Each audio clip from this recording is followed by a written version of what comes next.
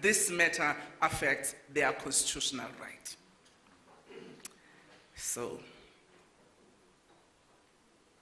Professor Pichana, come and tell us whether, in your view, in this continent, our exercise of the rule of law and good governance is what it should be, and if not, where do we need to improve going forward? Thank you. Over to you. Thank you very much. That kind of makes me feel that the best profession to have in South Africa these days is to be a lawyer. Make money. After years of experimenting with failed politics, and perhaps with honest efforts at constructing an African identity in political life, it has come to be accepted, I think, that all politics of Africa after independence had failed. This politics failed not because it dared to challenge the Western paradigm of good governance and functional democracy or human rights.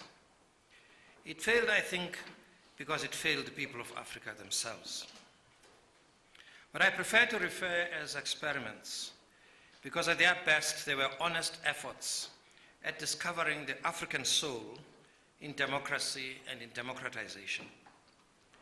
In many respects, the pioneers of Pan-Africanism, of the new Africa, established models like Presidents for Life, one-party states, because they were perceived to be necessary for national unity and fairness to all.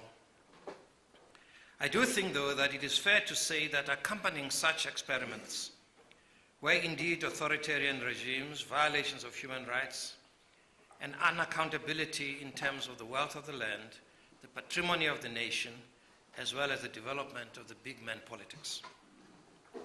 These, in my view, are essentially un-African, because they undermine the value of Ubuntu, and in key aspects, they were anti-African culture. I apologize for starting on such a negative footing.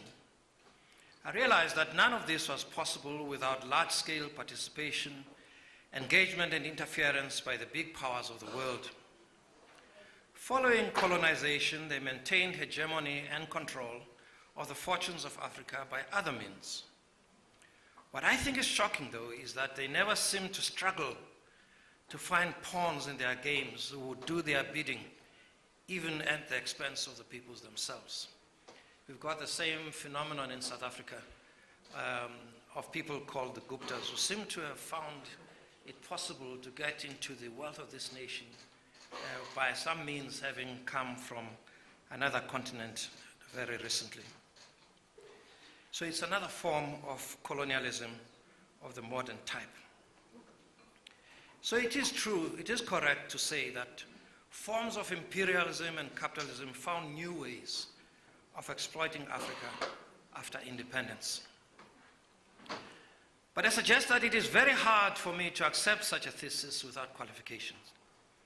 It is difficult to accept the assumption underlying the thesis that African leaders were so ignorant or so passive that under the guise of independence, they allowed especially former colonial powers to ravage the resources of their nations, as if they had never been independent to talk about. Many of such leaders had, as you know, been aware of and espoused the politics of Pan-Africanism.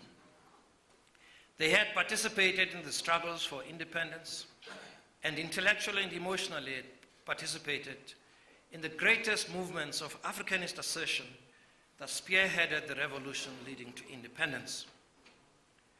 To argue then, as I'm doing, Ngugi wa Thiong'o from Kenya argues, quoting Silver Winter, is to fail to recognize that the colonial project, with its accompanying capitalist and imperialist systems of governance, delivered a total package of, to quote, of the conceptualization of the world, including, for instance, its notions of democracy, its commitment to a state in the form of a nation state, or its rationality, or its epistemology.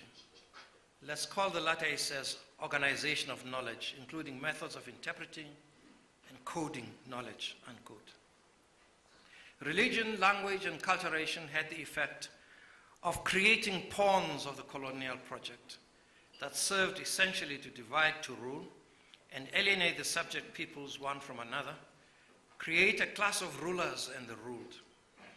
In other words, the colonial project was more than the large scale and total theft and transfer of resources from Africa to the colonial climes. It served to undermine the humanity of being African.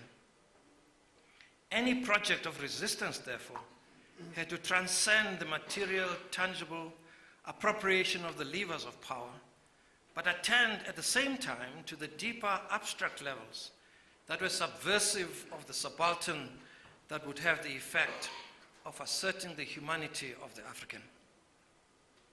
You see, that paradigm of factless, unprincipled leadership in Africa, that image of failed states and basket case that Africa had become, has to be challenged. It is challenged not so much according to the dictum attributed to Kwame Nkrumah, that we shall exercise our right to govern or misgovern ourselves. No, as a matter of fact, we have no right to misgovern ourselves. More positively, Carlos Lopez talks about the rise of a democratic consciousness in Africa, a more assertive civil society, of political participation in diverse forms, of conflicts that have been reduced to more manageable levels, and political stability that has become the norm rather than the exception, and more positive economic performance that has been noted among many African countries. While it is true that to put it this way may sound like romanticizing that which you aspire to have and to present it as if it is already a reality, it is in philosophical terms a speech act that is validated simply by the saying of it. It does not state the gap between that which we believe and the content of our aspirations, and that which is an existentialist ontological level. Good governance, in my view, is about minding the gap, to bridge the gap so that it does not become a trap into which one falls. Minding the gap, in my view, is the task of good governance. Good governance is no mere tick-box exercise. Good governance is ethics. Good governance entails the recognition that, if I may use a biblical image, we hold this treasure in jars of clay, as 2 Corinthians says. I decided that after listening to President Obasanjo, he wasn't going to get the better of me today. That we are entrusted with a big responsibility to preserve and to honor its value for generations to come.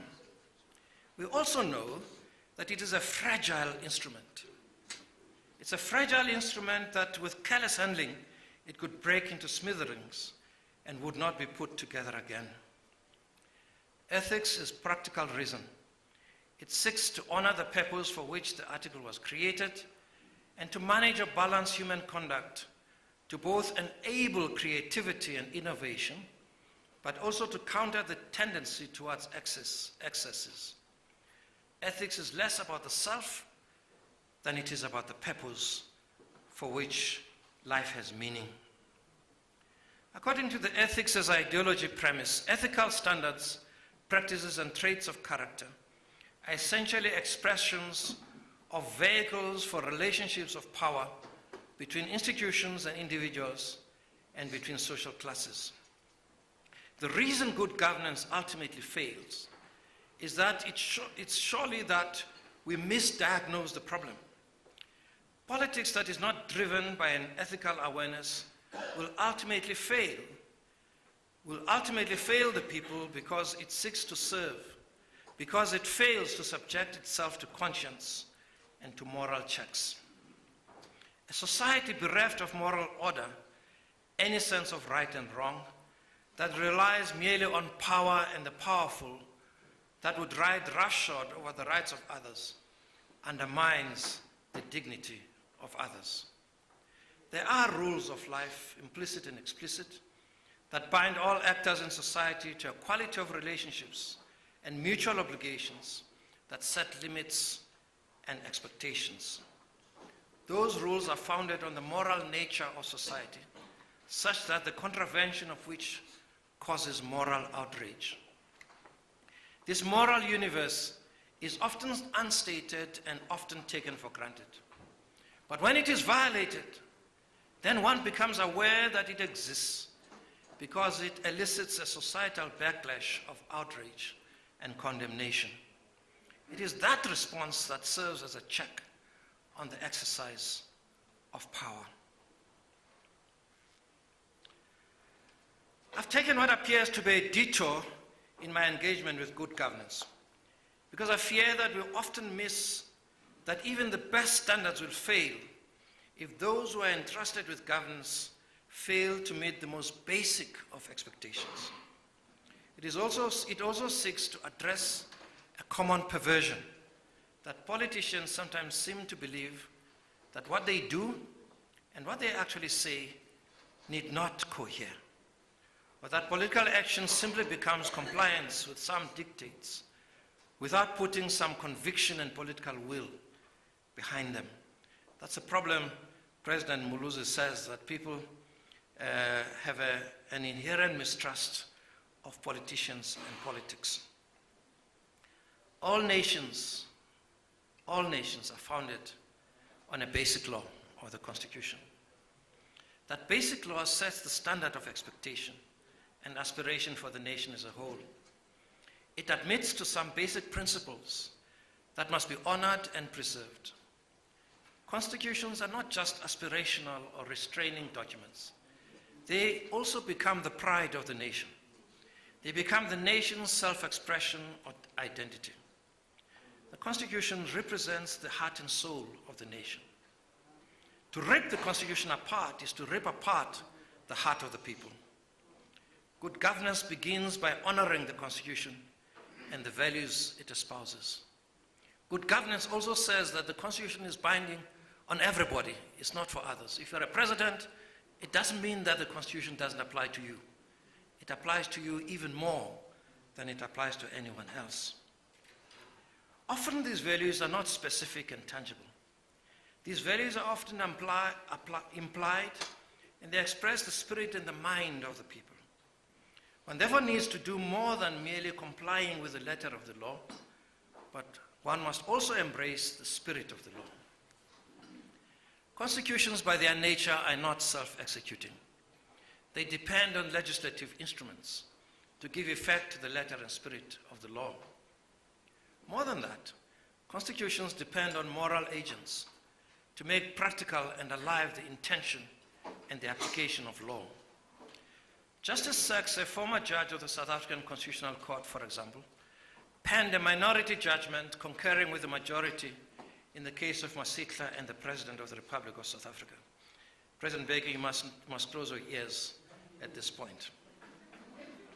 He said that constitutionally created institutions needed constantly to be nurtured if they were to function well. Those who exercise public power, in his view, should avoid, wherever possible, behaving in a manner that could erode public confidence. And in his view, civility was a constitutional requirement. That is because, he said, civility presupposes tolerance towards those one disagrees with, as well as respect for the dignity of those one may be in dispute with. Constitutional power ought never to be exercised in an arbitrary manner that is disrespectful of the dignity of those adversely affected. Politics does not have to become a game for rogues. Decency and refinement, as well as a moral compass, are necessary elements that go towards giving confidence about their future and their public resources entrusted to political leaders. Other necessary values are truth and conscience that cause political leaders to become trustworthy. In countries like South Africa and Kenya, for example, where the Constitution is the supreme law and where the courts become the arbiters of constitutional practice and outcomes, one finds that there grows a dependence on the courts, and the politics of contention and suspicion reign supreme. In countries where democratic systems prevail, the legislative majority may exercise power, often in an unchecked manner, save only by resort to the will of the people, to the will of the majority. The rule of law requires that all power must be exercised in a manner that is legitimate and that is consistent with the rule of law. The rule of law seeks to restrict the arbitrary and unaccountable exercise of public power. It ensures that all are equal before the law. In practice, this entails that power should not be vested in one person or institution, and that all power should be subject to checks and balances, and that all power is ultimately provisional to the extent that it can be challenged and reversed. It also means that all power should be exercised in a public and transparent manner if it is to earn public support or disapproval. In the South African Constitution, it is specifically stated that the supremacy of the Constitution and the rule of law are binding constitutional values. By its nature, rule of law requires that power be dispersed across a variety of centers, but must at all times be guided by the principles of legality and rationality.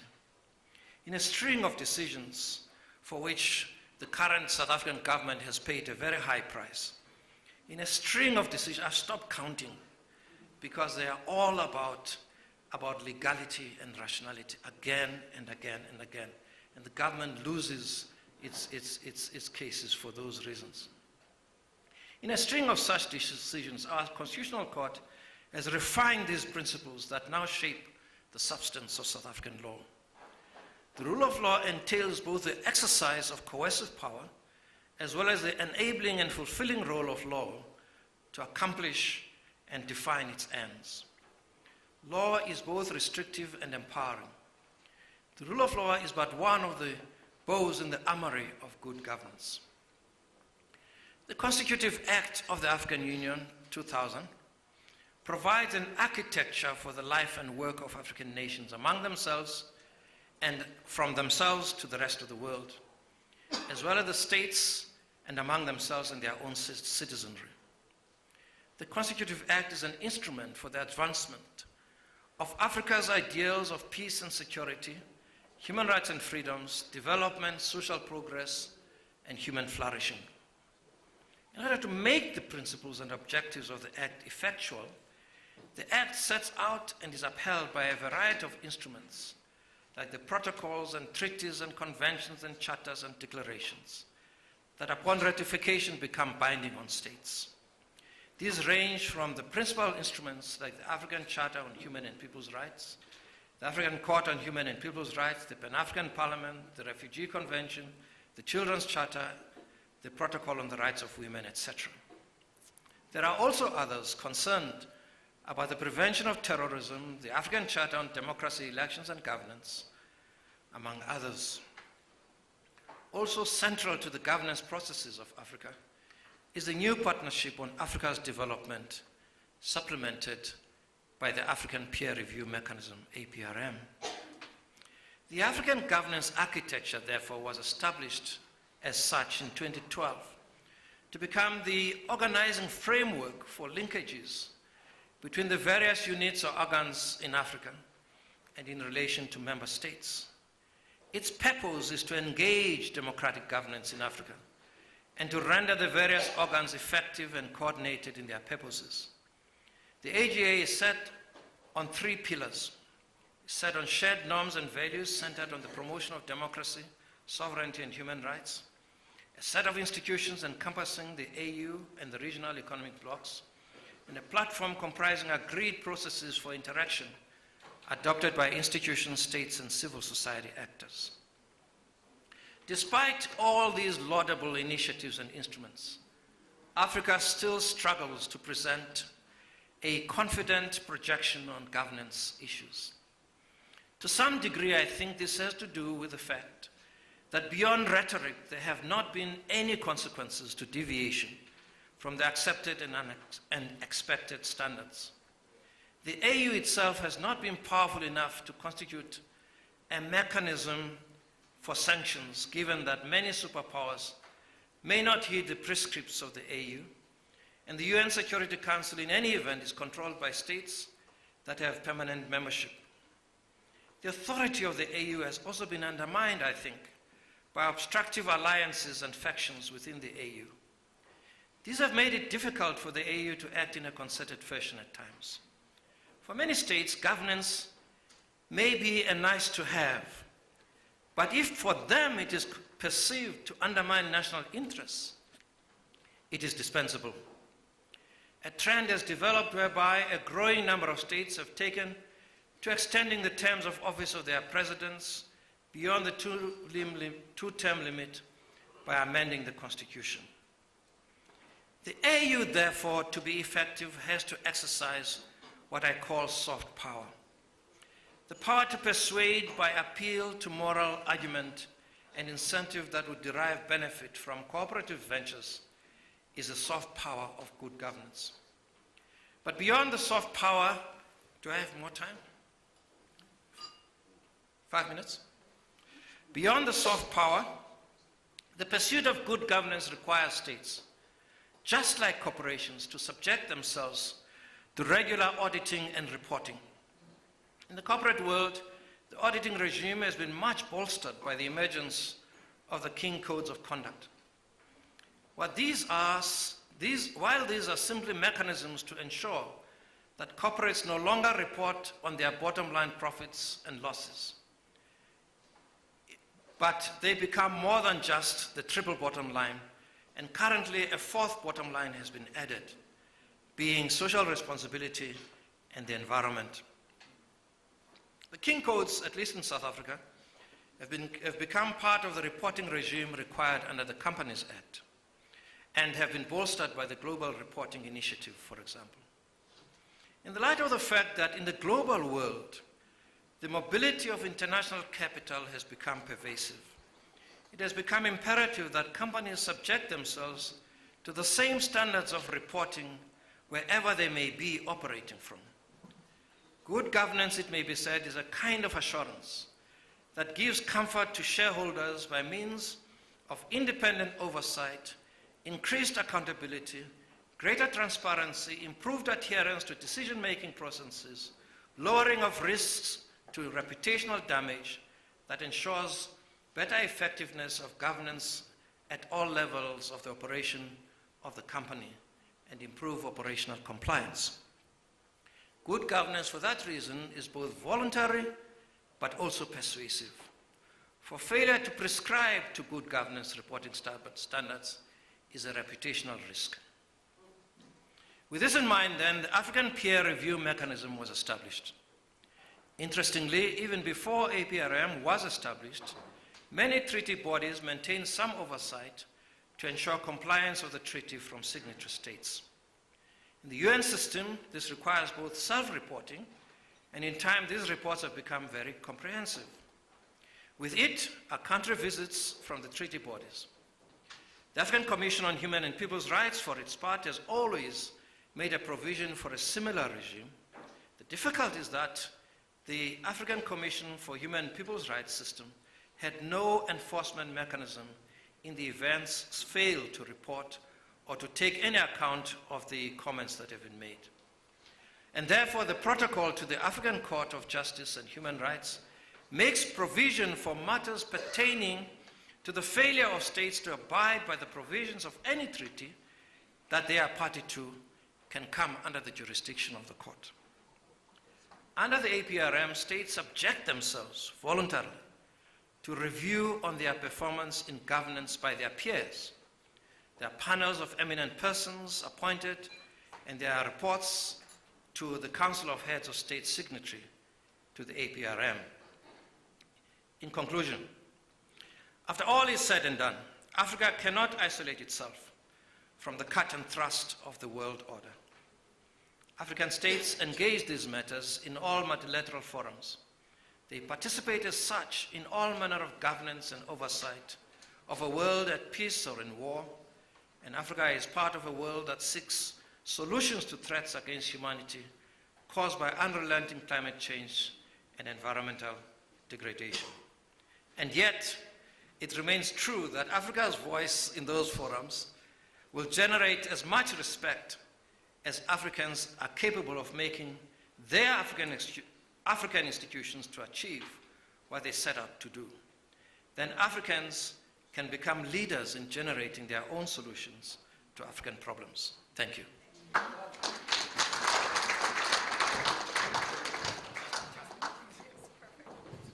Perfect timing. So what struck me there, just before I welcome our panelists to come up, what struck me there was this statement.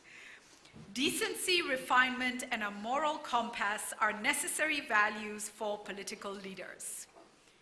Who knew that, right? And so we begin this conversation asking ourselves, with respect again, not losing sight of peace and security in Africa, how do we achieve better governance, improved governance, and improved rule of law? Let's now welcome our panelists to come up and take their seats. Let me welcome President Jakaya Kikwete. Please do come and join us up here on the stage. President Hassan Sheikh Mohammed as well. Please do come up here and join us. Honorable Justice Bart Katurebe, Chief Justice of Uganda, and I have been asked to clarify, if you just take a look at the profile of the Chief Justice, it mentions that he was appointed Supreme Court judge and at the same time served as chairman, Board of Directors, New Vision Printing and Publishing Company. He clarifies that he was appointed after. And there's no conflict of interest happening there because the two things were not happening at the same time. Important clarification to make. Also, Honorable Roger Dang, please do join us up here, President of the Pan-African Parliament. Is Roger with us?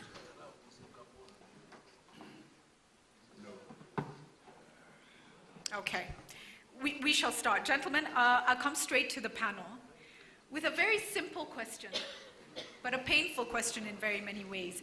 Why is it that good governance and the rule of law, respect for the rule of law, seems so elusive for the African continent? And maybe President Hassan, can I start with you? And the Somali experience? Thank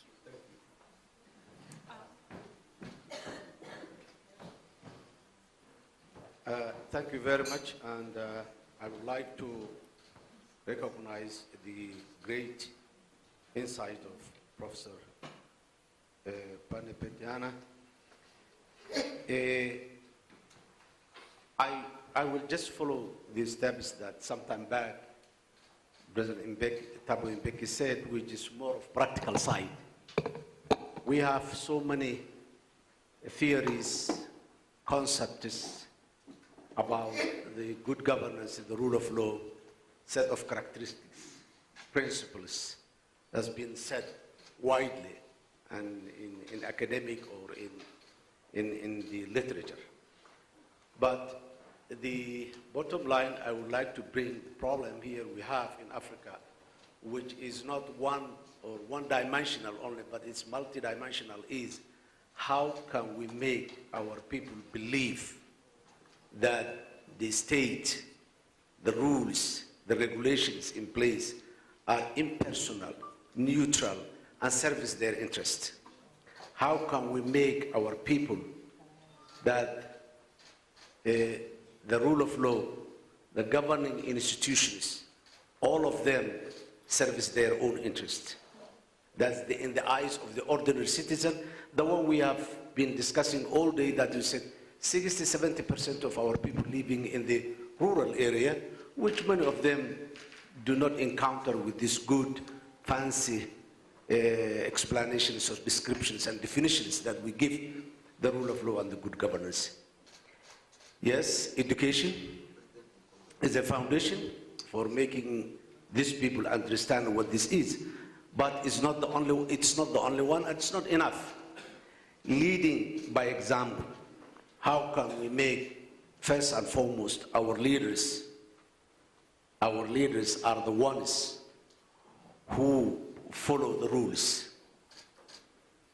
The latest, but was saying that leaders changing the constitution for taking extra time.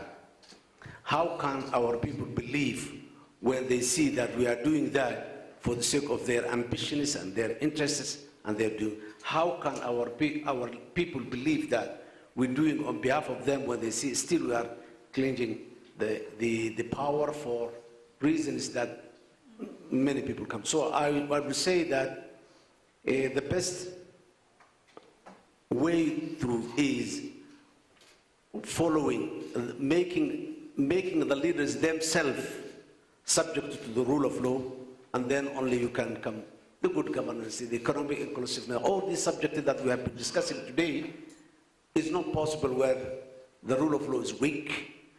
It has been defined as the definition of, universal definition of a state, legitimate monopoly of violence, coercion, whatever we said. And then we said that the rule of law to limit that.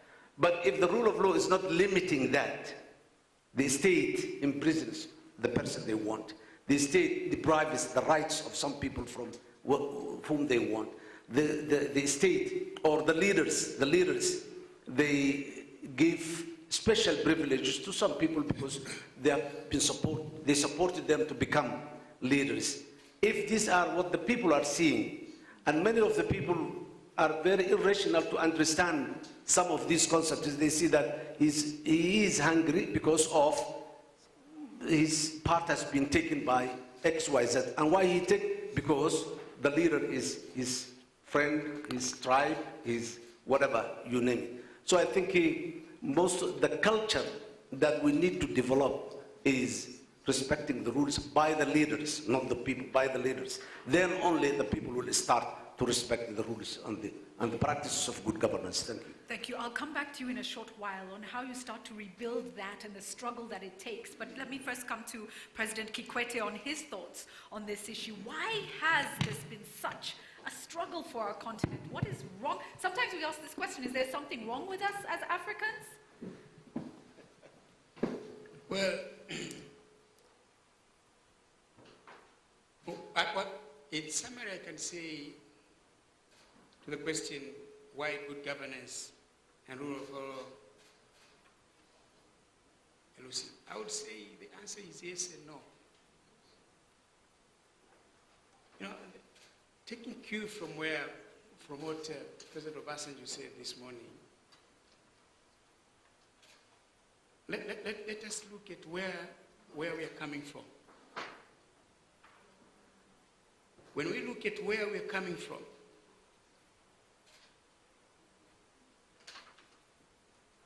and where we are today, to continue to say that rule of law, good governance is elusive in Africa, that is being dishonest. There has been progress, considerable progress. But the point is, we are not yet at the most optimal point.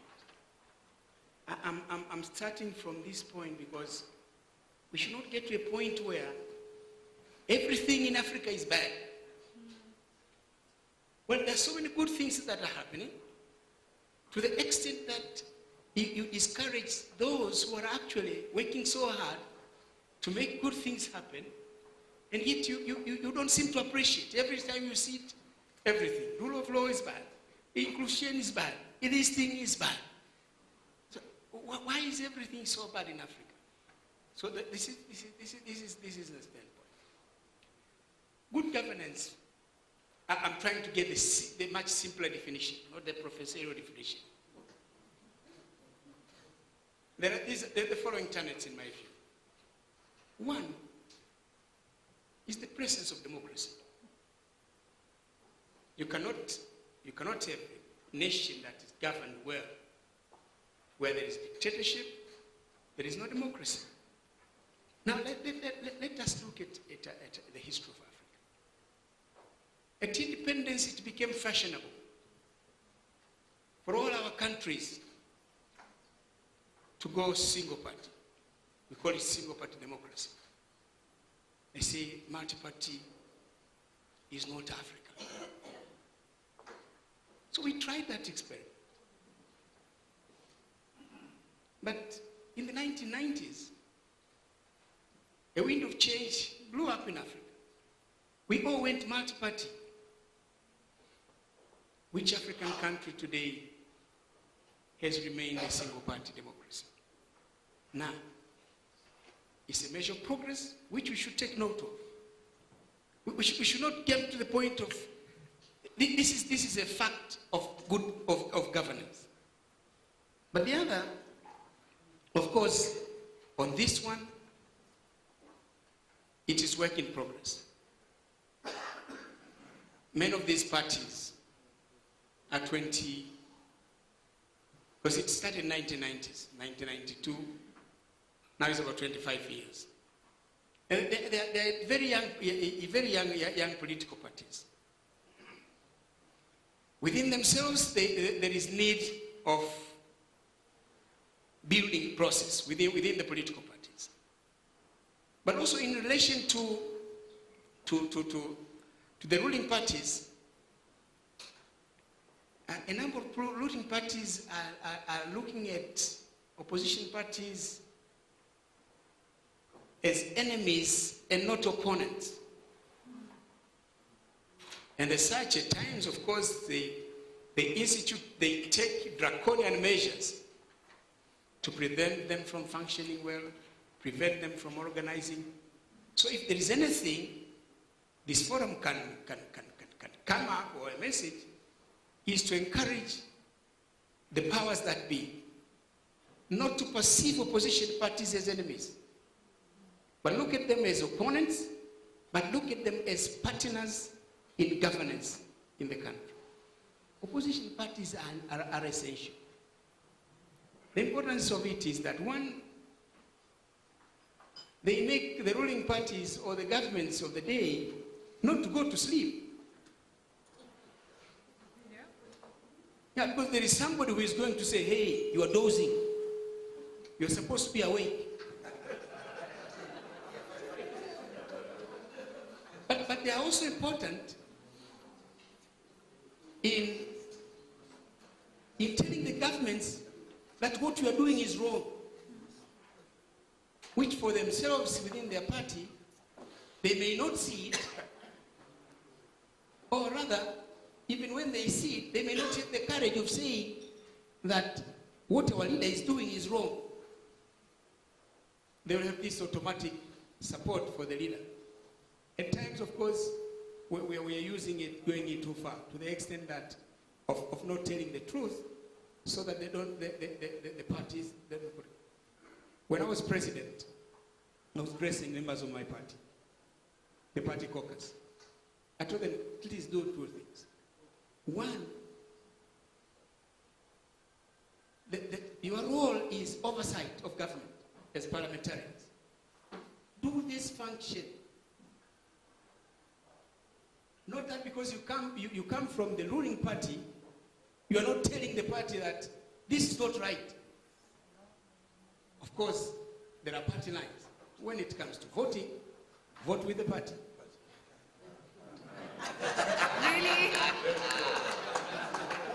Really? How many agree with that in this room? No. There come the issues of yeah, because first transmit your message that this budget is good, but there is this and this and this deficiency. Please do it. That's why they will conclude.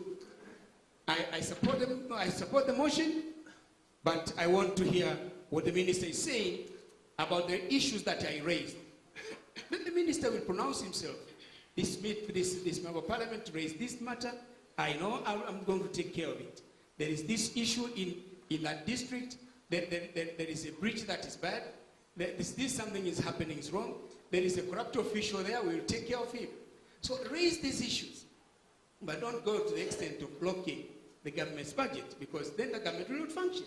But at least your message has been transmitted. So this is this thing I'm saying.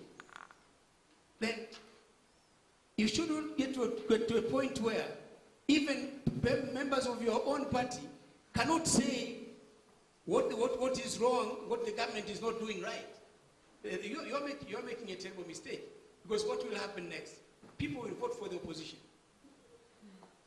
because they are the only ones who have the courage of telling the government the truth. So I think that's one aspect. So democracy is that aspect. The second is regular democratic elections.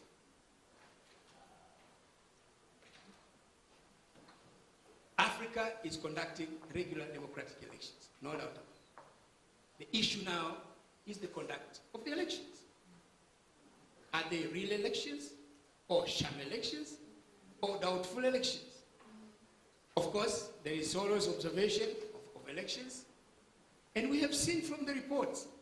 That's why I'm saying I'll take some time to put this notion right, because I don't want us to come out of this conference that the message that we are going to send to the younger people we have left in office, that our seniors are saying everything that we are doing is bad. Who said it? Thabo Mbeki said it, Kikwete said it, Mkapa said it, Obasanjo said it, Muluzi was there, Sheikh has said it, Marzouk has said it. No, we can't come out of this.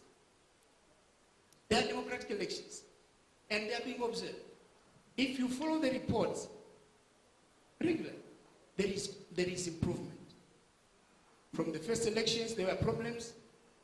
Observers make your local and international, make recommendations. The electoral commissions are making improvements. Of course, there are areas, there are instances where there are problems in elections.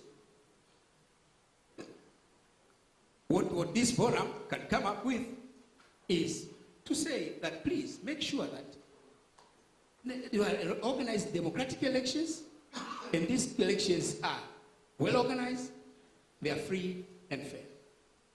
The other problem which I also see, which we cannot pretend that it doesn't happen. We must build a culture of conceding defeat. This is the other problem we have in Africa. Because in most cases, many of the conflicts in Africa we are talking about have their triggers in the elections. It is after elections that you see there is a problem in a country. In many of the elites. One is a factor that there has been a problem in the organization of the elections on the part of the Electoral Commission or on the part of the government itself in collusion with the Electoral Commission. But the other is even where there is no problem, the notion that elections are free and fair only if I win. If I have not won the elections, then they can't be free and fair, and what follows thereafter is commotion and then dragging the country into a conflict. This is something that we should make. The other important tenet of democracy in Africa or everywhere, after regular elections, then you have to have strong parliaments.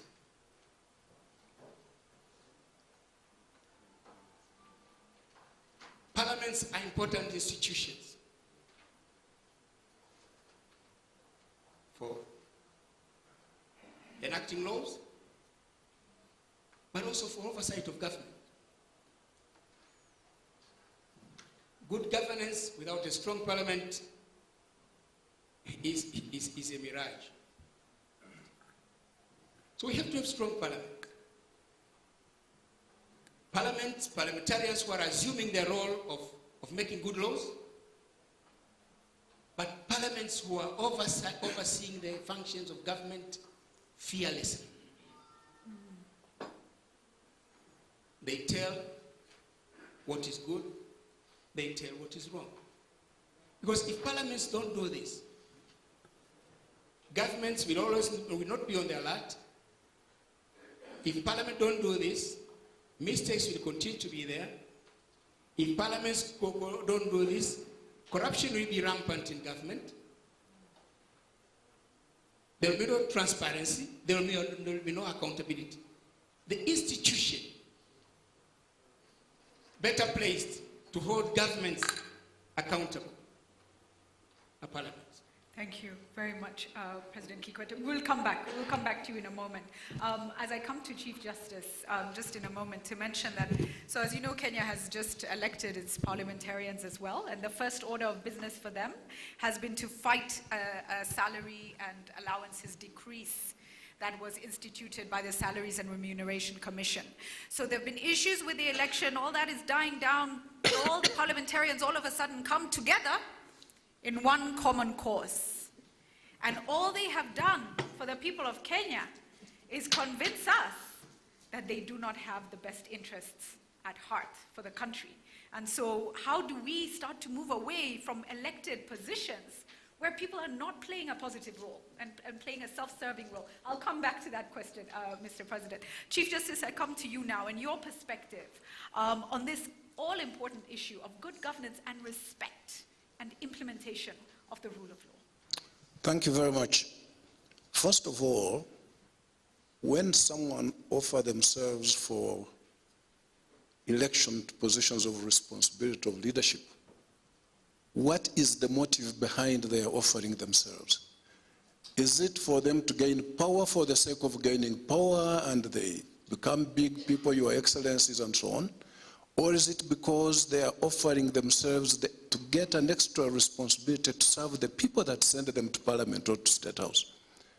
If we look at the mistakes that were made alluded to at independence in each of our respective countries, we can now look back and say, why were those mistakes made?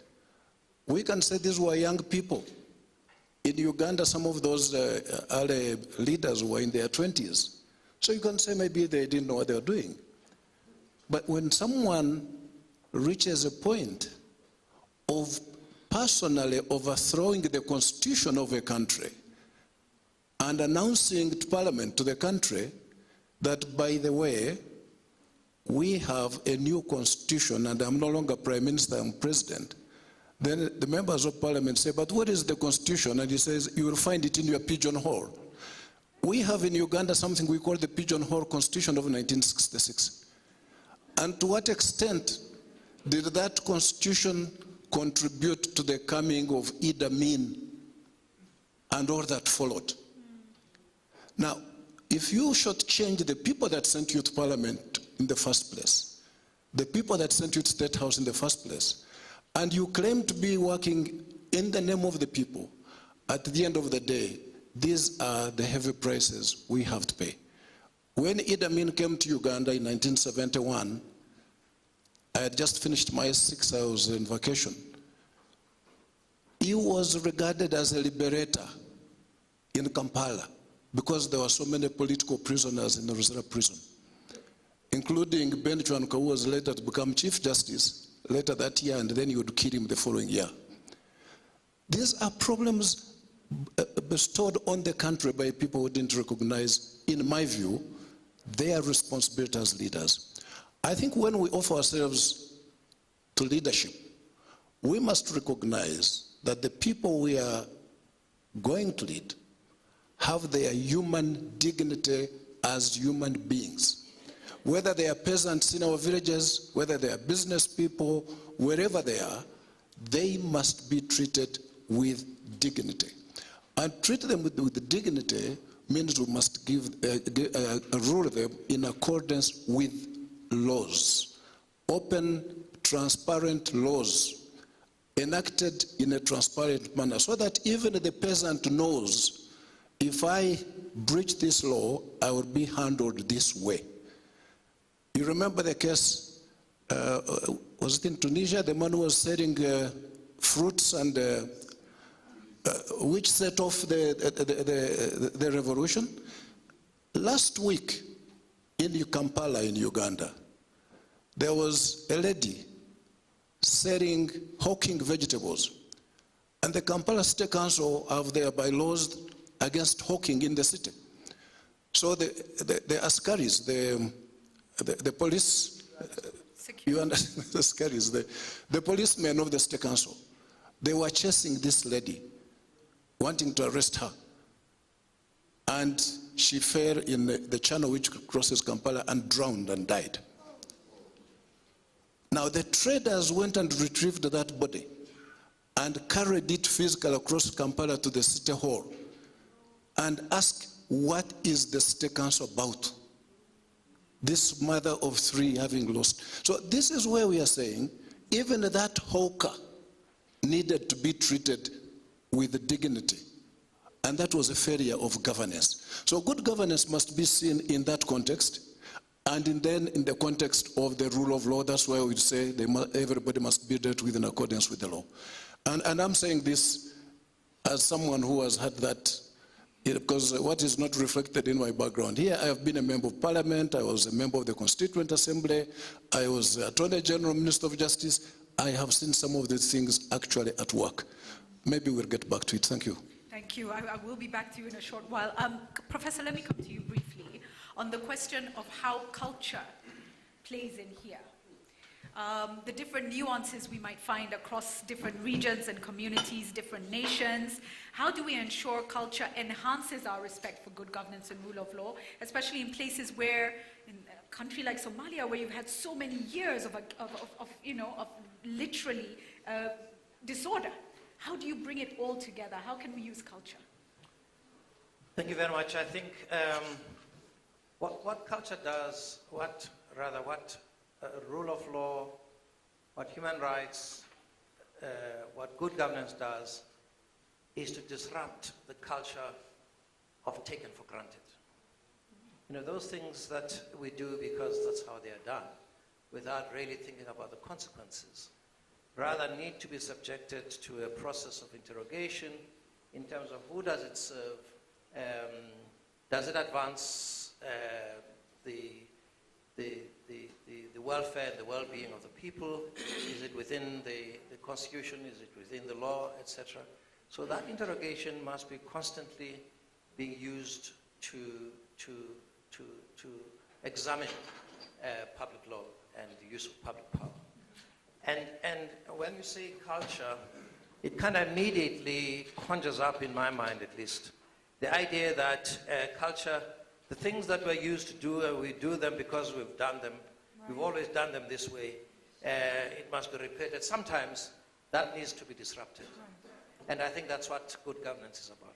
Right, that's fascinating. The idea that when you have good governance, you start to question why you do things and do them if they service or serve the society, and if they don't, you leave them behind.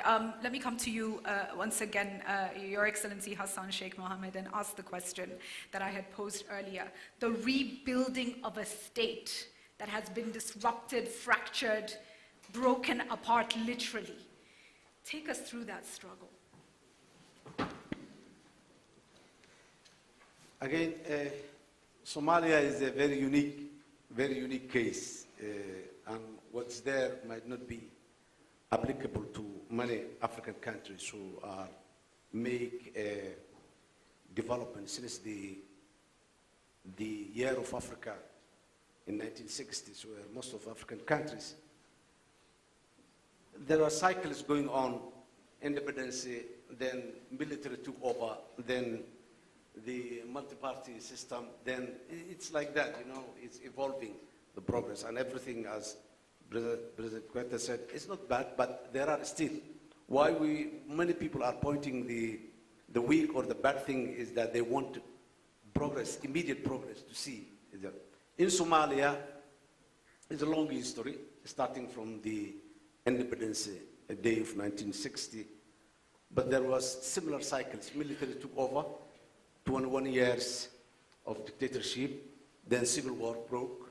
The dictator ended up Somalia into the hands of warlords, and the same as he left there, nobody controlling the country. The country was broken into pieces. Now we have one problem which composes two elements. One which is because of the 21 years of dictatorship, the people, they have a lot of mistrust towards the state. They see the state as a predatory, one that kills the people, prisons the people, takes their property away, not only a dictator, but with, again, flavored with a socialist system that takes the private property away from the people. So this is the living memory of the people. Then that was followed by the civil war. One particular group chases another particular group from somewhere, so everybody went back to his traditional or clan territory. The whole harmony of the society being together has been dismantled. Now this has created again a mistrust between the different communities. So it further become more complex now. So bringing back the state institutions, which have the normal definition that when we define state, legitimate coercion or legitimate monopoly of violence and all this, the state, the one that did ABCD, the lingering memory of the past, is still there. Then when someone becomes, in one way, the civil war has ended in Somalia. The only difficult problem that we have now is the terrorist groups. And the terrorist group is there because Somalia was having a long, long time ungoverned territory that no state or no governance system exists. So all the terrorists of the world, the extremist groups, they come together and they say, this is a breeding ground, let us build that. So that's the problem now we have. The difficulty now we had is how to build again state institutions that are not the ones that many of our people knew in the 70s and the 80s. That's number one. Number two is because the last 10 years of the dictator, the governance system was not good. Things were falling apart. And then, since then, more than 2 decades again, we go almost 10 years. Now, imagine a boy who was 6 years old, school-going age, in 1990, when the collapse happened. Today, is 33, 34 years old. Most of this boy maybe never went to school. He never went to any type of training. He is living in a remote village with maybe 1, 2 kids of his own, or his old mother and his old father with him. So frustrated, he can't do it. He has no the tools of life in his own hands. Right. So frustrated. Now what happens then? Someone comes and says, you have a problem now come and join us. We'll give you, at the end of the month, we will give you $50. But they go to the terrorist groups working. Most of the fighting forces in Al-Shabaab, they are not there for ideological reasons. They are there for economic reasons. Another one group comes to him and says, you have this problem. Come, let us go to the sea, and then we have a ship, and then we have a huge amount of money, ransom, and then piracy comes there. So now our problems, the existing problems of Somalia today is more economic and social of this type of mistrust and distrust and all this.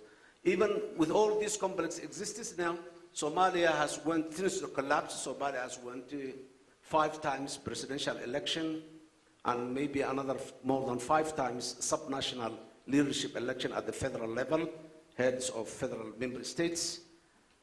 We don't have the history of violence that has been caused because of the election. But we have our own other problems that are existing here and there. So it is very costly to make a state collapse, however bad that state is. The change can take maybe longer, but making it collapse, so many external actors supporting the state to collapse, once they realize that the state is collapsed, they walk away. Then it's your problem. And it's your problem. It's your problem.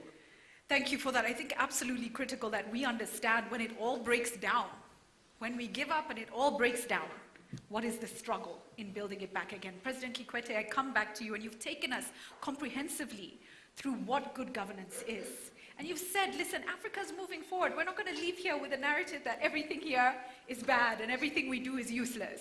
Africa is progressing.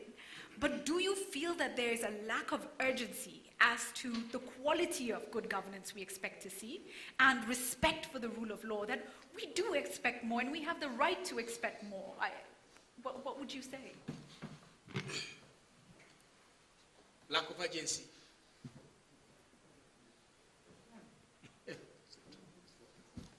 No, it's working. Is it lack of urgency or lack of correct perception on the part of the leadership and the people? One, as I was saying, we have made progress, but there are still a number of problems. One problem we still have to do with is human rights. The rights of citizens. Political rights, economic rights. We still have a lot of work to do there. The rule of law, the independence of the judiciary. The independence of the judiciary has two aspects, in my view. One, be independent of the dictates of the executive. But also for the judges and magistrates to be independent of the influence of the people who have the money. So that justice can be bought. President Kappa, my predecessor, and he started it. Every time we've been doing a governance survey, the perception for corruption, all the time, in the eyes of the people, the most corrupt institution, the courts, number one. Number two, the police. So, yeah, when we talk about rule of law. Yes, it's the rule of law. Yeah, and the members of parliament. Has these two aspects. Whereas there may not be dictates from the government, but other judges and magistrates themselves, our police, because they can just create a case for someone in order to pay him. So this is another aspect, which is another. These are the things that we should really address. You talked about parliamentarians. Well, the difference we have with Africa and the developed countries. In the developed countries, you have people who are already rich. They join politics to protect their interests. In Africa, you ask somebody, what is your occupation? Politician.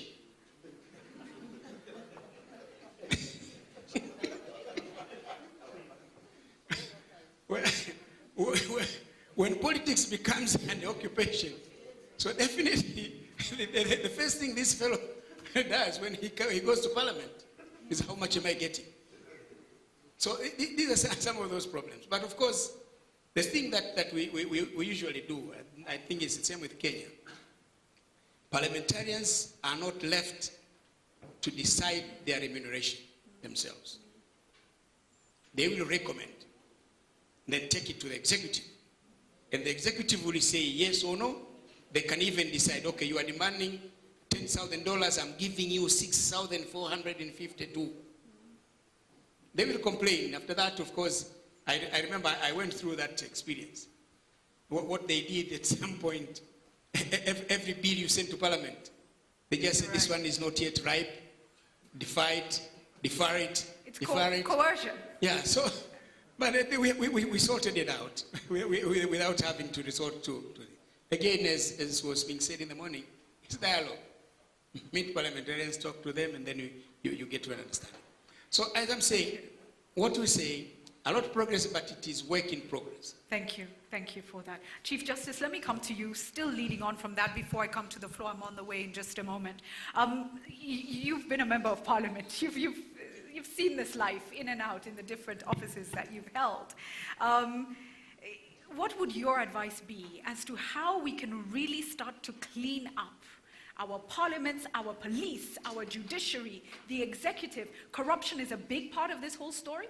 When it comes to peace and security, when people feel they're being stolen from, they feel, they're living without dignity while others have taken the dignity, that becomes an issue. You've talked about the loss of life and the inhumanity, that becomes an issue. What must we do to start to clean up our systems? First of all, I think we, as leaders in Africa, must recognize that respect for the rights of our people should not be done so that the Americans and the United Nations pat us on the back we should respect the rights of our citizens because it's a duty and meaningful for us in planning. Because we talked about peace and security. Peace for who and security for who? It can't be peace for the leaders if there is no peace at the grassroots. It can't be security for the leaders if there is no security at the grassroots. The people we lead must have a system where they can resolve their disputes either among themselves or where I have a dispute with the state, I can go to a meaningful institution, call it a court, where I can go. Now then that brings me to the issue when we are planning as a state, you have the executive there, and you have the parliament there, and you have the judiciary there. How do we prioritize the resources of the state? I have been in some of these meetings. There is a saying that there are three equal branches of government, but the judiciary is always the weaker one because it neither controls the purse nor the sword. Parliament may allocate resources. I am told right now in Uganda, Parliament has increased their salaries and their per diem allowances to, I don't know, $1,000, and the Chief Justice is still at half that. They have increased their salaries at a time when a magistrate is still getting 1 million shillings, and I'm told the magistrates want to go on strike tomorrow. So there is a failure of prioritization. And when there is a failure of prioritization, what does it breed? In Uganda, let me talk about Uganda that I know very well, but I also know that talking to my brothers in Tanzania, the judges, they are very happy with what these two presidents have done for them. There is some movement there, at least that I know.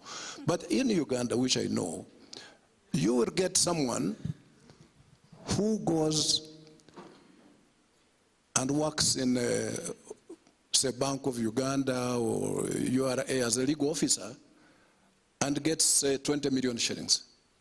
And you get someone with same qualifications who trained as a lawyer, maybe even better qualifications, and wants to make a career in the judiciary and becomes a magistrate, you pay him 1 million shillings. That already has set you on a footing of allowing corruption to permeate. Because ultimately, these decisions that are being made by the people you pay highly and so on, when they get questioned, they will come to the courts. Recently, there is a big case in Uganda, and I was telling my colleagues in the government, a big case involving the central bank and a bank they closed, and so on, worth over 500 billion shillings. Finally, it is being brought before a single judge in the commercial court. Now, you pay that High Court judge 9 million shillings, and you pay the Governor Bank of Uganda 53 million shillings. And what is at stake is billions of shillings. Right. Well, you know, what do you expect? And I'm not saying that there is corruption, it's going to be there, but you open the gate by failure to prioritize. I have been arguing, I don't know what the share of the national budget in South Africa is for the judiciary. In Uganda, and this is one of the quarrels we are having right now, the national share of the judiciary on the national budget this year reduced from 0.6% to 0.45%. So if you are giving me 0.45% of the national budget to run the judiciary, and then you turn around and say, but the judiciary is corrupt, are you getting it right? Okay. And we haven't even talked about what we pay police. We haven't even talked. So, point noted. Yes. Yes, thank you. I come to the floor now. I see hands. Can we start over here with the gentleman in the pink shirts, please?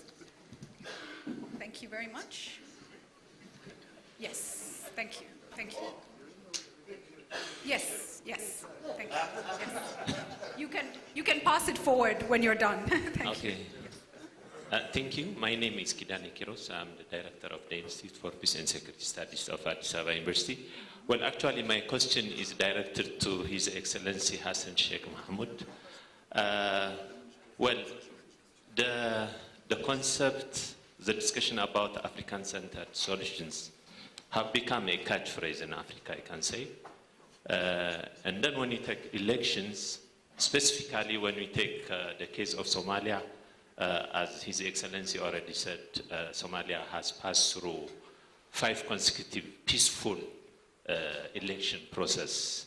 And even recently, it was a success for Somalis and friends of Somalis, or all across Africa when it comes to Somalia.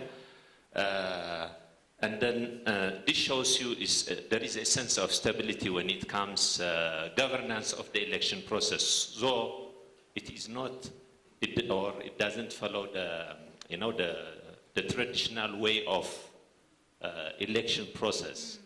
So when you talk about governance, and especially when you talk about African-centered solutions for African problems in relation to peace and security, do you think that this can be a lesson for the other African countries? For me, it's a lesson. I mean, there are so many issues, and then it's a process, as you said. It will take time, given the problem. But when you take the election, they did it their own way, and then it brought some sort of stability. Noted. Thank you very much. I'm trying to get people who haven't asked to the gentleman in front, then we'll go to the other end of the room. Thank you. Very good. My name is Hangala from Namibia. I'm a businessman.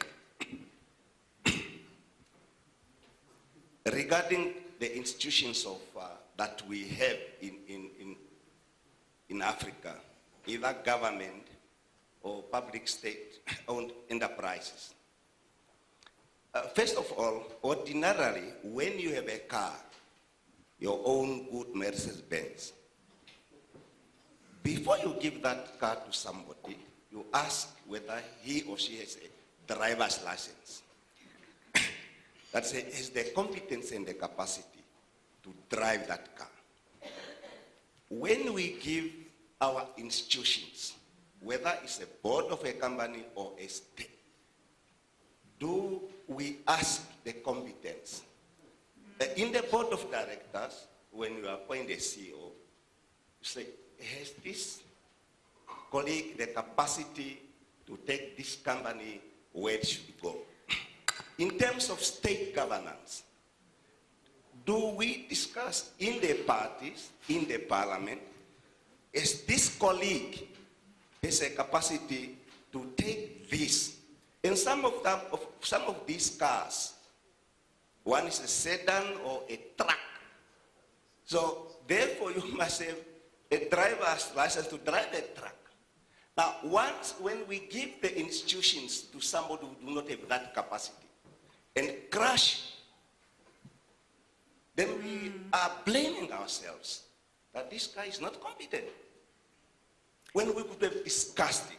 And it's the same situation with the electorate that votes the leaders in. Are you really asking? Yes. The problem of electorate, sometimes they are giving, and they have no choice.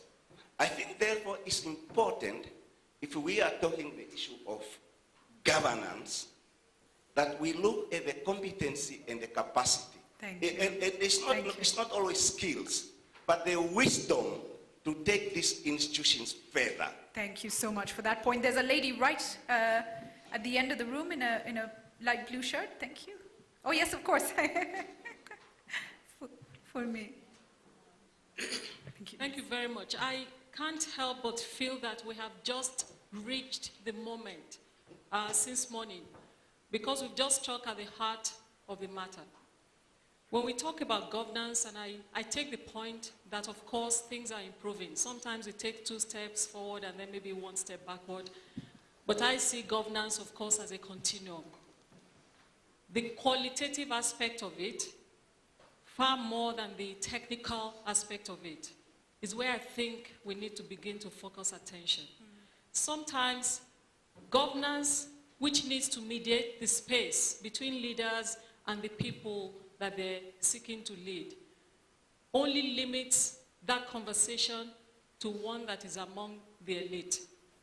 So elite bargains ultimately is what we have with parliamentarians and so on. There are exceptions, of course, and you can see some countries with improved records, but there are also many countries on our continent that are struggling massively.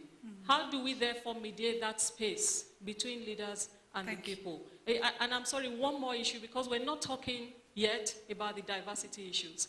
if we're talking about the rule of law, and I as a citizen cannot recognize myself in the laws of the country, and I look at stages, there are many men, no women, many old people, no young people. Right.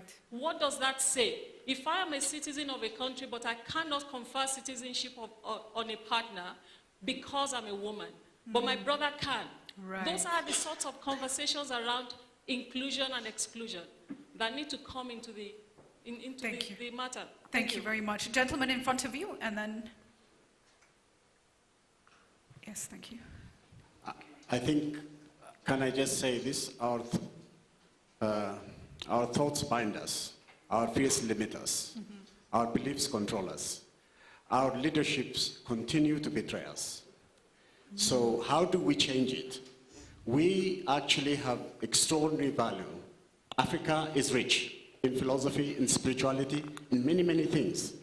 We have Ubuntu, which means the entire Africa can be one family, and the rest of the world will be our relative. If we have values like this, we should not ignore them. Our traditional values, our rich knowledge, our spirituality, our struggle heritage have to be really incorporated so that we build a new public service commitment. Public service should not be public masters. We should not have public masters. It's not the pocket. It's the heart and the soul of each of us. How do we do it? Can I just tell you, I do not like elections. It's rubbish. You can get an election like you get Trump. What we need to do is to be honest with you. We need to have a public service training. And there must be moral intelligence, intellectual intelligence, emotional intelligence, psychological intelligence, social intelligence. Our values have to be incorporated. It's only by doing this, trust me, being African, being strong, with self-worth, dignity, pride, that we have created everything. Humanity came from us, everything came from us. We can save this world, not only Africa. We have that, but why don't think this imagination? We need the great imagination. We need this new knowledge to enlighten ourselves. If we do that, I'm telling you, the sky is the limit. Thank you. And we are rich. I'm so sorry. We are so rich. You know, I just tell you, the Norwegians, when they got oil, they said, what should we do with the oil? Should we give it to the people? Should we give it to the state? Should we give it to the private companies? They said, they debated for 1 year, and they said, let's give it to the people. They set up a fund. Now, every Norwegian can earn over 2 million kroner. Can you imagine the happiest nation on this planet is now who? The happiest index? Norway. We have everything. Why can't we also be millionaires?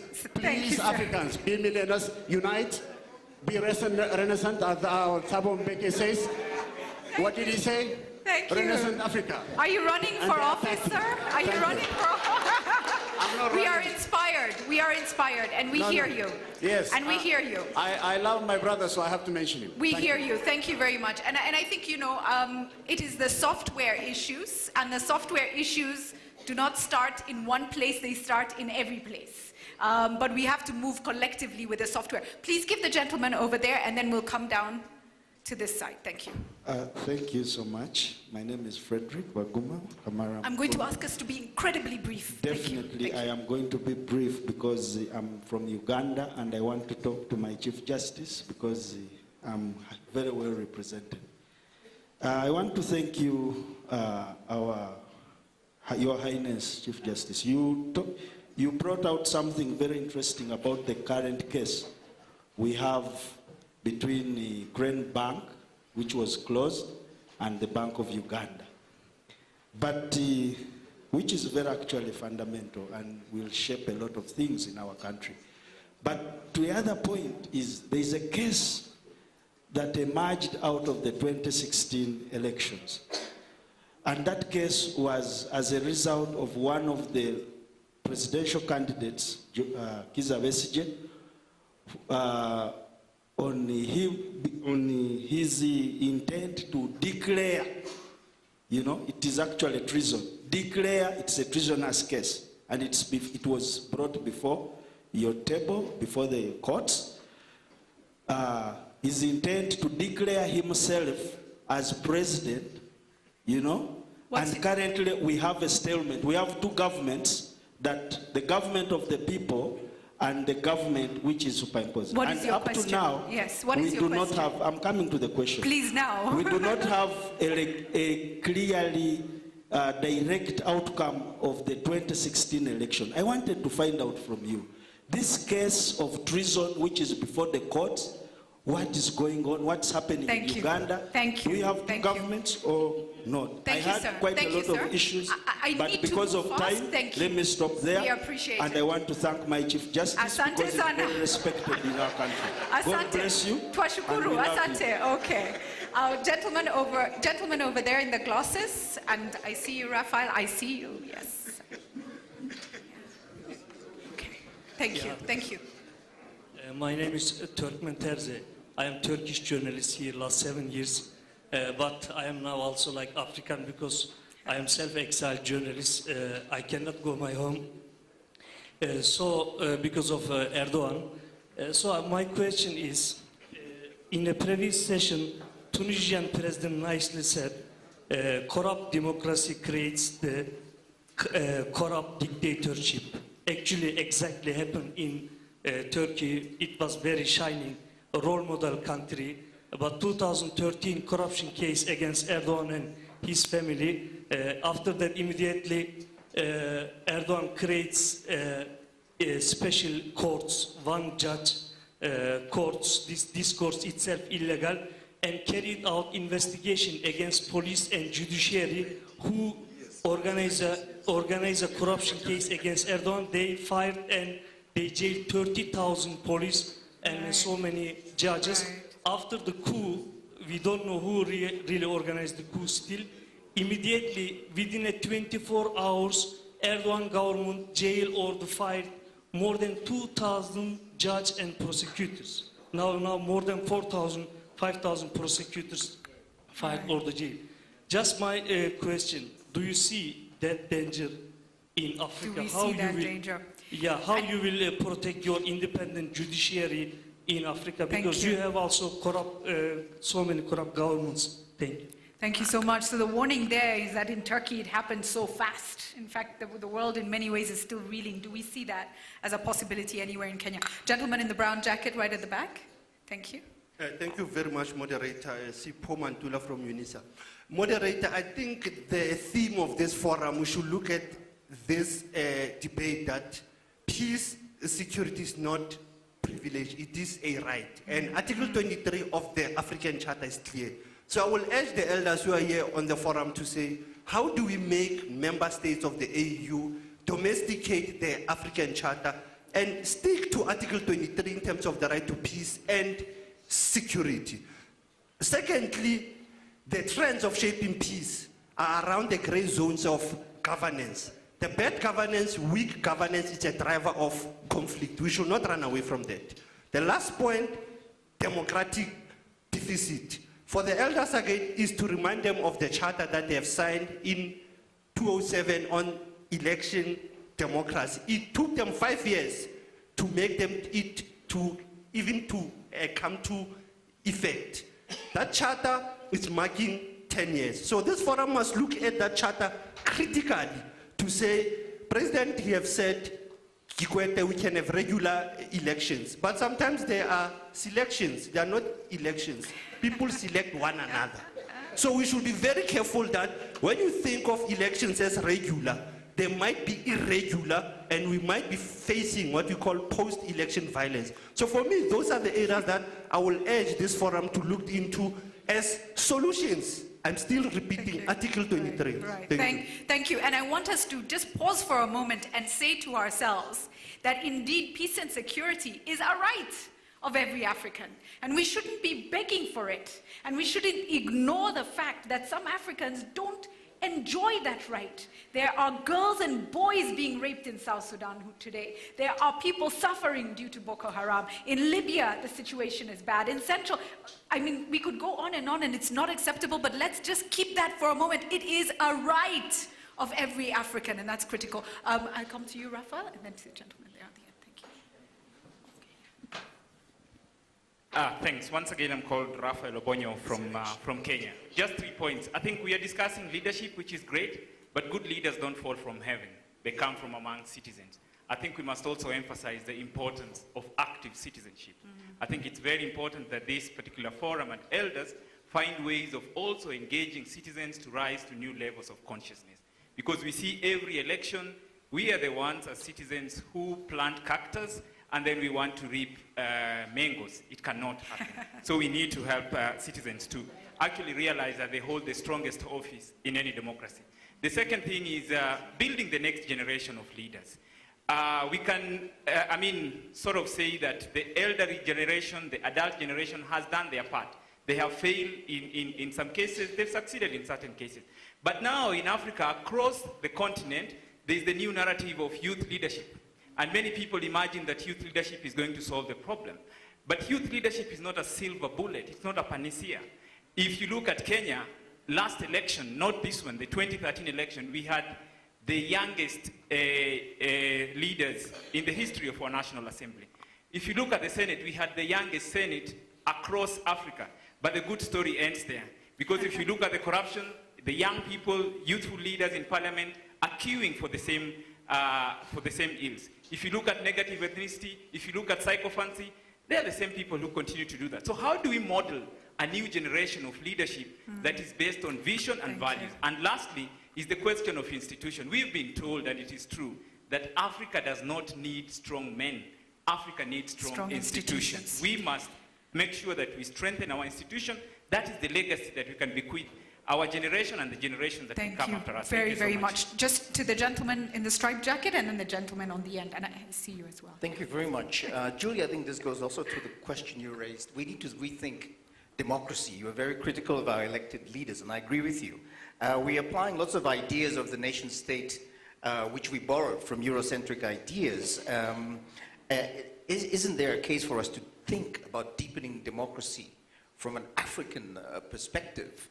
Yes, we can borrow some progressive ideas from some of our cultures, with the proviso that we are gender inclusive.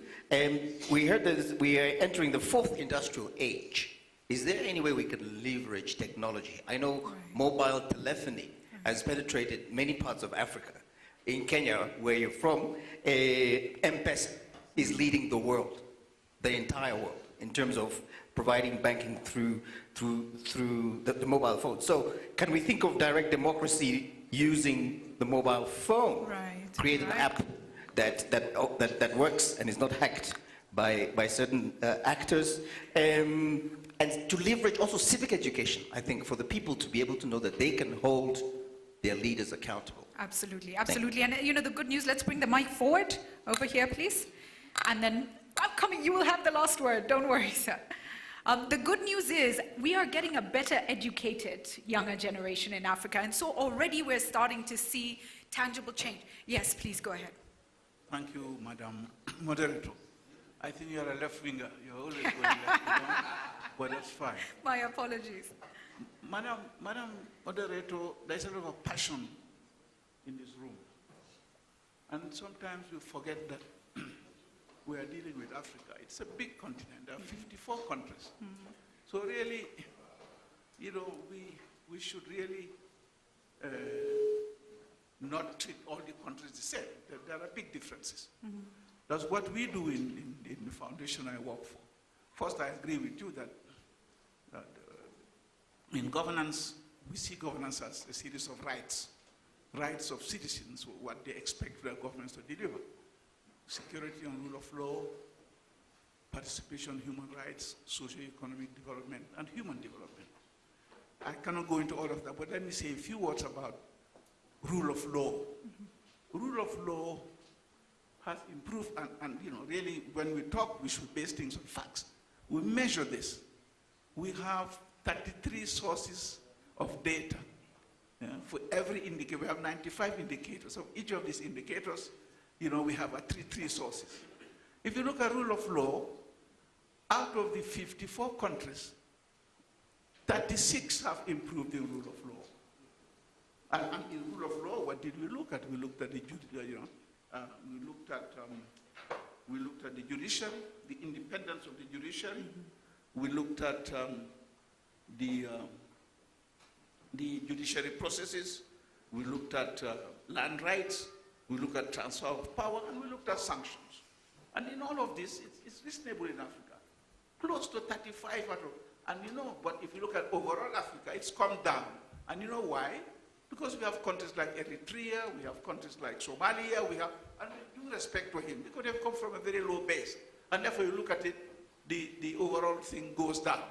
If you look at participation and human rights, the same also, it's the same story. So as President Ketwete says, we have challenges. We have countries where we are faced with these challenges. But on the whole, if you look at the data, right, the data does not support some of the narrative that's coming from this hall. Thank you for that. And that's important, because if we are able to measure performance, we are able to recognize and appreciate those doing well, and we are able to admonish or look to support, or both, those who are not doing well. And as a person in media, that is a key tool towards getting people to move and to act. Please, final one there. Thank you. My name is Benedict Kikove, and I'm coming from Tanzania. I am lucky to be coming from a country that has seen a very proper transfer of power from one president to the other. And I think this is the reason we give a lot of respect to the elders, the excellencies that we have here today. My honest question is, drawing from what the professor said in his presentation, the growing term limit change of the Constitution to allow presidents to stay and stay and stay, and drawing again from what President Olusegun Obasanjo said in the morning about the African Council of Elders, I don't see that coming if these people will keep on staying. Now, my honest question to you, excellencies, are you telling your brothers that this is not right? Thank you. Thank you very much. Final word, very briefly, gentlemen, glasses, thank you. Thank you, moderator. I'll be very brief. Only one sentence. If there is one thing I would really request to come out of this meeting, especially from our elders, the former leaders, especially those that were instrumental in creating the APRM, because the APRM provides the solution to a lot of the problems we are talking about here.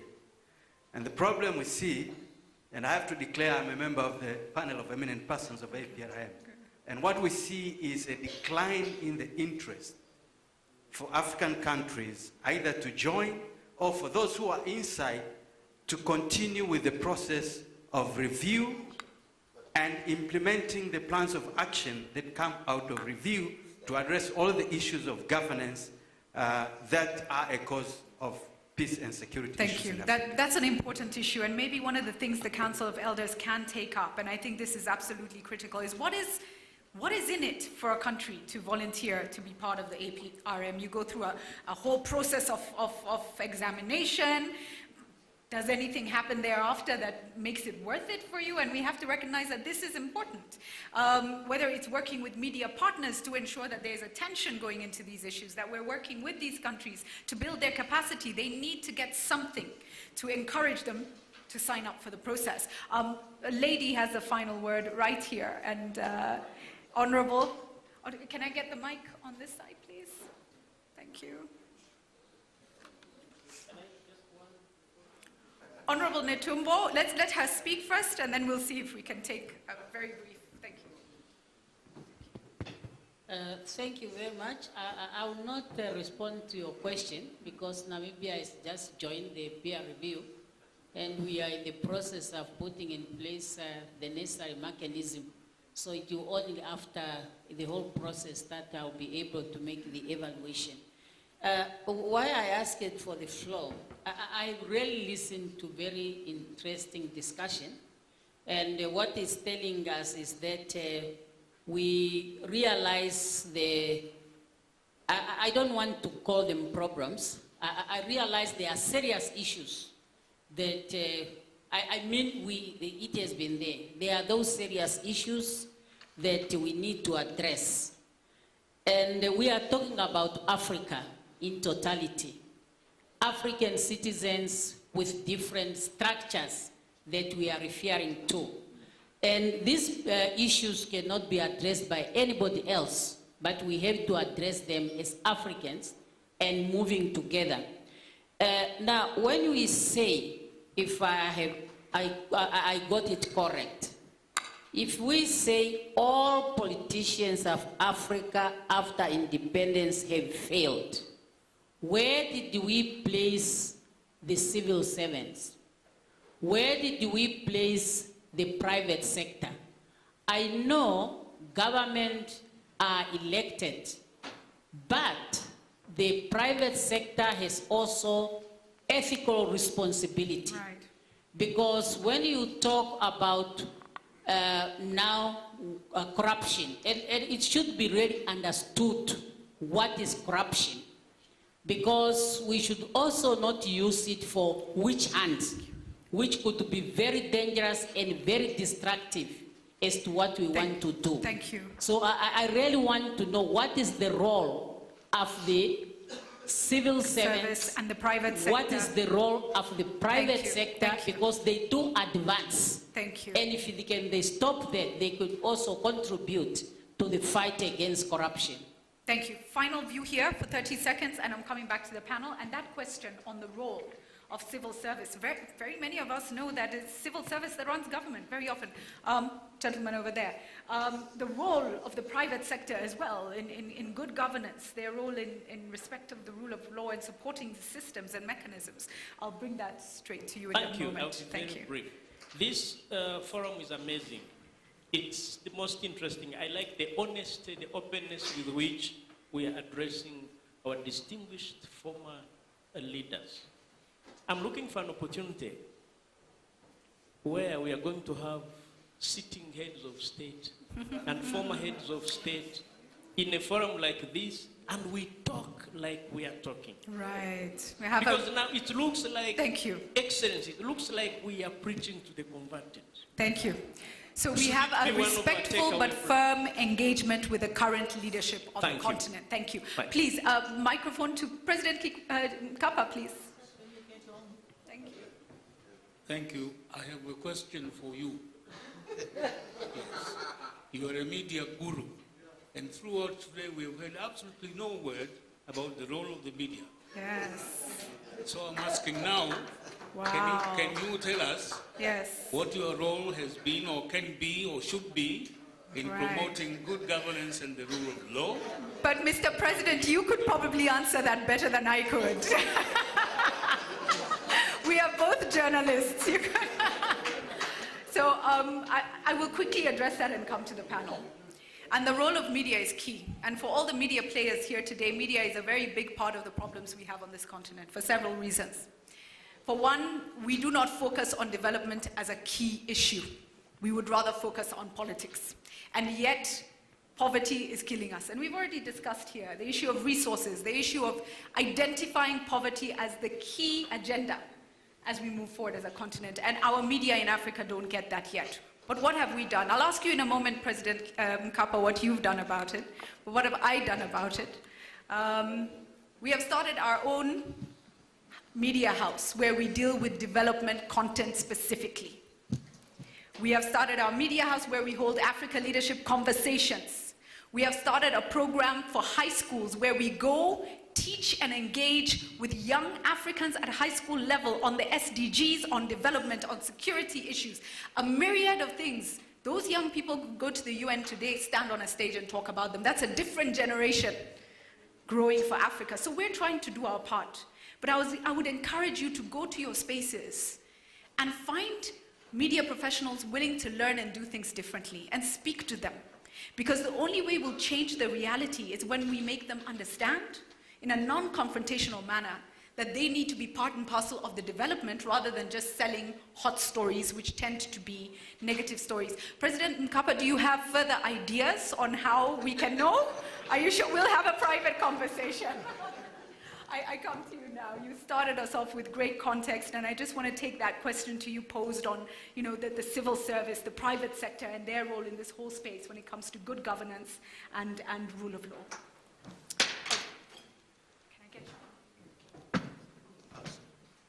Thank you very much. I wish to thank everybody for the contributions and the comments and the discussions and the questions that came. And that has made this a very rich exercise, a very rich and demanding session. I just want to remind us that the the point of our discussion is to affirm that at this point, Africa has got the instruments in place, the charters and the treaties and all of that that are in place, that are supposed to generate a culture and an environment and the regimes of good governance.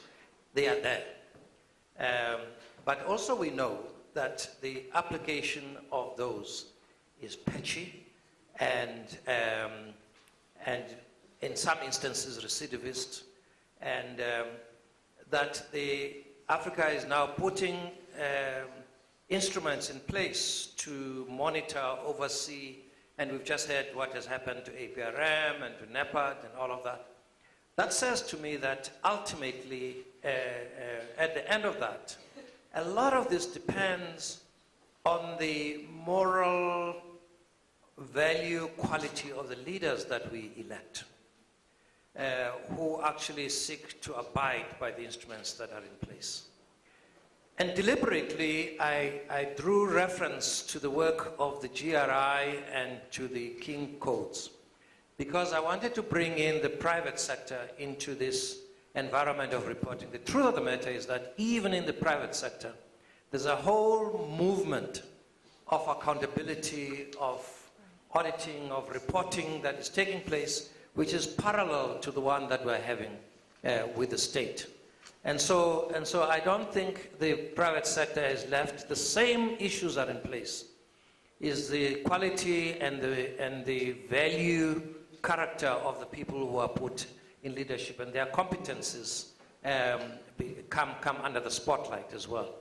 So really we remain with a question, not that there are no treaties and instruments and documents, not that they are not there, they are there. But that they are not functioning as it is expected because there's a deficit with the quality of leadership that we have. That is the question we need to confront. Thank you very much. If you pass the mic to His Excellency Hassan Sheikh, and you had a question, you know, the situation in Somalia has been very unique. What lessons can we learn, for instance, from your electoral process? Yeah. And yes. One important lesson that I would like to is the discussion of this morning with by President Marzuki and President Thabo Mbeki and President Obasanjo and all of those, the issue of the national dialogue. Democracies are either based on deep state institutions that are well established, or it is somehow a negotiated one. In the case of Somalia, what we have been doing in recent years was a sort of negotiated democracy. Elections were not universal suffrage. There was elections that has been agreed after long discussion and dialogue among the actors and stakeholders. If we cannot afford one person, one vote throughout Somalia for the realities in the ground, what can we make? Yes, today we can do this, and we can cover those areas with this number of people. That's how the parliament was elected, and then the president was elected, and the regional heads of states were elected as well. Regional parliaments or councils were elected in that negotiated settlement of it. So it is that sort of thing. The other issue my brother has raised about the African problem for African solutions. A good example is Somalia. And it was an experimental ground, which I say is successful. In 2007, in Somalia, even the lowest level of staff in the NGOs were not going to Somalia. Somalia is no-go zone, it's not safe enough. That was the time when the first contingent, African Union contingent from Uganda, landed in Mogadishu, and they started there. And then increased. What's happening today in Somalia? A federal system has been established throughout Somalia. Yes, today in Somalia there is no ungoverned territory. Yes, we can say the administration in that part of Somalia is weak. They do not control the whole territory. They have this weakness or that, yes, we can say. But in every corner of Somalia today there is some sort of administration that's been elected by the local people, not nominated by the central government, elected by the local people themselves. are there today.